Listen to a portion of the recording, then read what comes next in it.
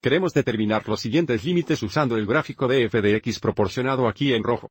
Primero tenemos el límite como x enfoques 3 desde la derecha, desde el lado positivo de f de x, 3 dividido por f de la cantidad x más 3. Para determinar este límite, consideraremos lo que está pasando al numerador y al denominador por separado.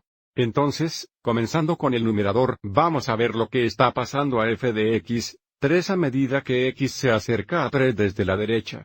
Mirando el gráfico, aquí es donde x igual 3, y si aproximamos 3 desde la derecha o desde el lado positivo, acerca de esta dirección aquí, aviso como el valor y el valor de la función se acerca a 2. Y, por tanto, el numerador debería 2, y luego hemos dividido por menos 3, y mirando al denominador, aviso como x se aproxima a 3 desde la derecha. La entrada en la función se acerca a 3 más 3 o 6 desde la derecha. Entonces, volviendo al gráfico, aquí es donde x igual 6. De nuevo, aproximadamente 6 desde la derecha o desde el lado positivo, aquí nos acercamos desde esta dirección. Y aviso como el valor de la función o el valor y se acercan ahora a 4. Ahora, simplificando, tenemos 2, 3, que es menos 1 sobre 4, y por lo tanto el límite es igual a menos 1, 4. Ahora vamos a ver nuestro próximo ejemplo. Tenemos el límite como x enfoque 7 desde la izquierda o desde el lado negativo de f de x, 2. Entonces, para evaluar este límite, comenzaremos determinando lo que está pasando a f de x, 2 como x se aproxima 7 desde la izquierda. Mirando nuestro gráfico, aquí es donde x igual 7. Entonces, si nos acercamos desde la izquierda o desde el lado negativo aquí, observe cómo los valores de la función se acercan a 6, pero se acercan a 6 de valores inferiores a 6, lo que significa, f de x, 2 se aproximaría 6 desde el lado negativo. Ahora vamos lo que pasa con los valores de función para f. Cuando la entrada se aproxima 6 desde la izquierda o desde el lado negativo. Bueno, aquí es donde la entrada sería igual a 6, y si nos acercamos a 6 desde la izquierda o desde el lado negativo, nos estamos acercando desde esta dirección aquí. Y aviso cómo se aplicarían los valores de función a este valor y aquí de 4. Y, por tanto, este límite es igual a 4. Y ahora por el último ejemplo, tenemos el límite como h se acerca a 0 de f de la cantidad 6 más h, f de 6. Dividido por h o el, aviso a medida que h se acerca a 0, el denominador se aproximaría a 0, y el numerador también se aproxima a 0 porque h se aproxima a 0. Esto se aproximaría a f de 6, f de 6. Para comprender mejor lo que está pasando aquí, vamos a ver el diagrama de una línea segura.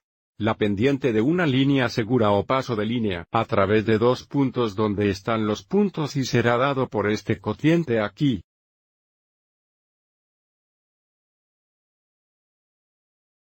Podemos pensar en esto como y sub 2, y sub 1 dividido por x sub 2, x sub 1 con la diferencia de las coordenadas, y divididas por la diferencia de las coordenadas x. Aviso al denominador, las x se simplificarían, dejando nosotros con solo h. Si hemos mirado este gráfico por un momento, si el gráfico rojo fue la función, estamos intentando encontrar la pendiente de la línea segura que pasa a través de estos dos puntos azules. Aviso como la línea azul sería nuestra línea segura.